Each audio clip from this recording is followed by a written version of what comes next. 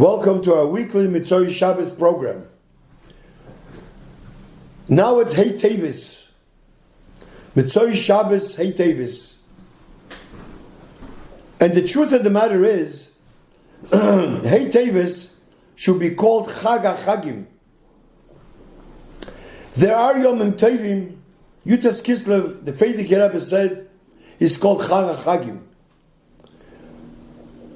Now Hasidim used to say, Farbrengen, there are 4 holidays, there are 4 Yomim Tovim by Chassidim. Farbrengen, the first Yom Tov is Purim. Purim, the Goyim wanted to kill the bodies, so we got rid of it. And that's the Yom Tov of Purim, the Nes of Purim. The Goyim saw that they can't get rid of the bodies. Then came the Yom Tov of Chanukah. Chanukah, they wanted to kill the Neshama. Let's kill the Neshama of a Yid.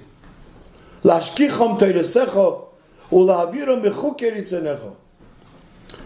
So the Goyim saw that they can't get rid of the body and they can't get rid of the guf, the body, and the neshama. So let's go and get rid of the pnimiyus neshama, the essence. That is the Yom Tov of Yutas Kislev. If God forbid, if they would get rid of, God forbid, then we wouldn't be here, Baruch Niyas.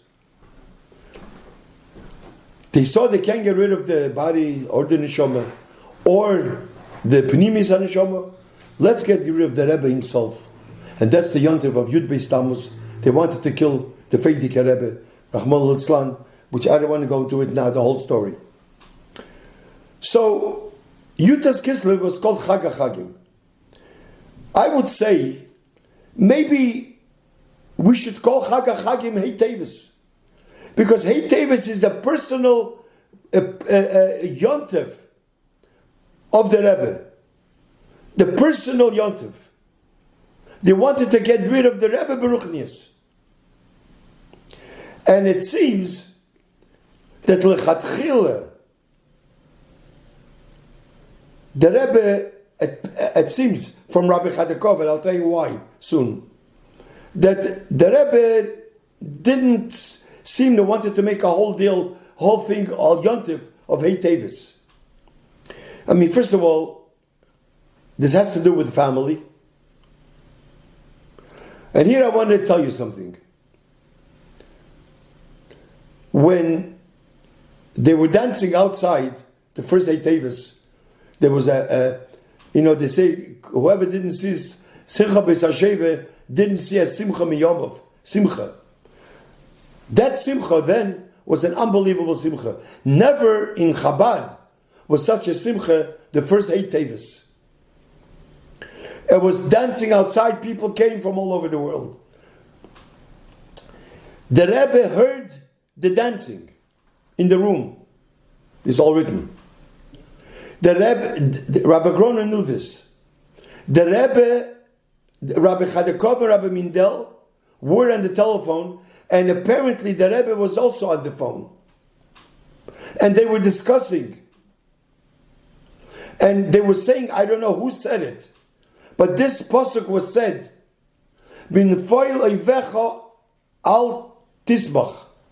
When the enemy falls, don't be happy. This wasn't a plain sound, this was a family Indian. And that's why we see when the Rebbe came down, we thought such a simcha.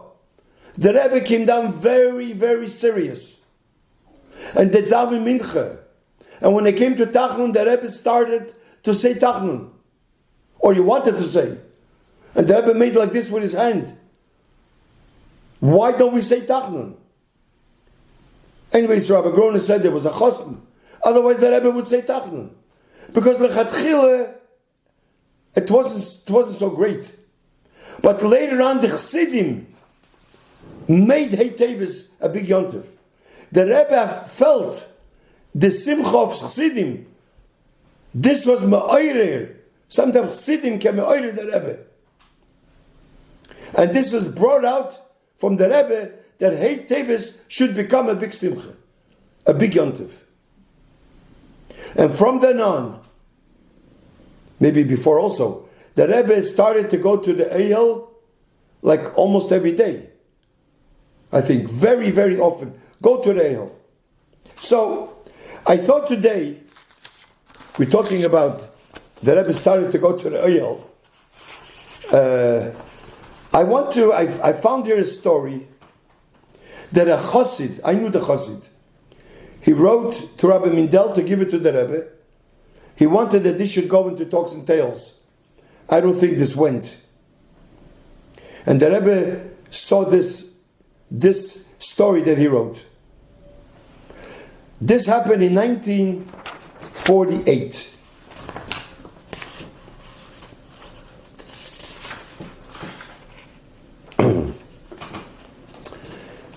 Rabbi Yankel Gansberg, he was a shliach in Milan, in Italy. And he wrote this to Rabbi Mindel to show to the Rebbe. And he wrote like this. He wrote something before, but it's not Negeye. I will jot down a few lines which I heard from my older brother Yosef. This was in Yankel Gansberg. He was a Chassid Sheid. He heard it from his brother Yosef. He was a Chassid Sheid. This Yosef, he said, served at the Ohel of the Alter Rebbe in Hadich. He took care of the Ohel until the end of World War II. It was in the late 40s. He would go once a day or once a couple of days to add the Ner Tomid, the lamp which burns constantly, and also to keep up maintenance at the Ohel, to take care of the Ohel. And in general, he was the spiritual leader in the town of Hadich. In his later years, when the Yevsexius, Yimach Shmoim, closed down the city mikveh, he built a secret mikveh in his house, his brother. When they closed down the shuls, he arranged for minyanim, for davening in our father's house, in Yankel's and Yosef's father's house. This in addition to the other communal activities. That's what he used to do. Like what? What else did he do?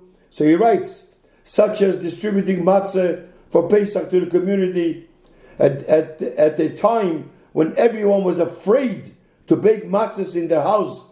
He also provided esrog and lulav and sukyas and kosher meals all year. Often, when I was in the house of my brother, he would invite me to accompany him to the Ohel of the Alter Rebbe to add oil, as it was quite a long walk. And he writes it was about 3 vorst or more. I don't know how much a vorst is.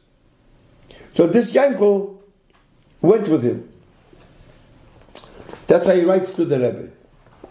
When we reached the entrance of the Ohel of the Alter Rebbe, I saw that he knocked on the door. His brother knocked. And I asked him, why do you knock? What's the purpose of this? For what purpose did he do this? The door clearly was closed, but why knock? He answered me that years ago, there was a shamish of the shul in Hadich, lived near the cemetery, and he would go every day to check on the Ner Tomid, to add oil when necessary, as to keep it burning. One time, as he entered the resting place of the Alter Rebbe, he heard a variety of very strange and blood-curdling voices. Terrible voice. This caused him to become deaf, and he fell ill. He became deaf from that. As a result, a rule was then instituted to knock 3 times on the door of the Ohel before entering the Ohel. That's why you knock. I don't know why we knock now. Maybe that is the reason. I don't know. But then that was the reason. That's one thing he heard from his brother. Another thing he heard from his brother Very interesting. Many years ago, a dog came and lay down on the grave right near the oil of the Alter Rebbe and proceed to bark bitterly for many weeks. When they tried to chase the dog away, they could in no way do it. When I asked why this was so, he said that this is perhaps an neshama that came to ask for a tikkun, rectification, from Admur HaZaken, for the Alter Rebbe. Another reason, he suggested, even with animals, when they are in bad situation, they go to a resting place of tzaddikim and ask for rachamim, compassion. And we know that many neshamas, when they pass away, Rishon, I guess, they go into a body. The gilgul is, into an animal. And sometimes they ask for the rachamim and so I guess, just the Zohar about it. So maybe this dog had to have a tikkun and he barked. And they barked for weeks and weeks and weeks. That's what he told him. That's the second thing he told him. Another thing I heard from my brother, and this is very interesting. One year, on one of the bitter winter days, on the 24th of Tevis, the yortzeit of the Alter Rebbe, there was so much snow that it was difficult to get to the oil, to daven with a minyan on this auspicious day, as was the custom on the Yom Elul. Every time on the Chav Day, Chav Dal Tevis, they used to have a minyan every year. That year there was 9 people, and they were waiting until late in the day for a 10th person. But no one came. Only 9 people. Because it was a terrible, it's a lot of snow, freezing. One of the 9 people was Rabbi Yitzchak the Masmid. I'm sure all of you heard of Yitzchak the Masmid. He was a big chassid of the Frierdiker Rebbe. He was a shadar. He opened the door to the oil, to the resting place of the Alter Rebbe, and he declared, using these words, Gedolim tzadikim b'misoson yosemi b'chayeyem yater mi b'chayeyem mitztarfim ondu es admur leminyan asoro. Tzadikim are when they pass away, they're alive. So we mitzaref, we take the Alter Rebbe, is to be a 10th person. Tzadikim are greater after they're passing more than during their lifetime. So we are counting the Alter Rebbe for me. Rabbi Yitzchak the Masmid left the door open to the room where they were davening, and the group davened a regular davening as a minyan. Imagine. Additional things my brother told me about Rabbi Yitzchak, the Masmid. Rabbi Yitzchak would daily say that he davened the whole day until late at night, at which time he finished Ma'ariv. He then ate a piece of herring, a black bread, and a hot drink. Anyways, he goes into more other things. So this is the story that he said about the oil. It's an amazing story that even, Rabbi Yitzchak the Masmid, he was a big chassid. He was Mitzar of the Alter Rebbe for a minyan. Now, Alter Chassidim Amol, remember my grandfather, my Zayde, told me that Reb Nissen Emenov was also a big chassid. Amalek Chassidim, he was also a shadar of the Frierdiker Rebbe. He used to pass by my Zayde's house. This was in Russia. My Zayde suffered from stones, very bad. So when he came to the house, my Zayde asked him, give me a bracha, that I should get rid of stones. So Reb Nissen gave him his hand, and he said, Azevi, I'm a shadar of the Rebbe. You should have a refuah shleima, and the stones should come out. Anyways, Bekitzer, he left. A few minutes later, the stones came out. So, we're talking about people that they searched for the truth, they found the truth, and they lived with the truth. This is the Elter Chassidim for them all. So I thought, I have the story, I found the story, I would share the story with you. Next week, we'll continue our weekly program. Thank you.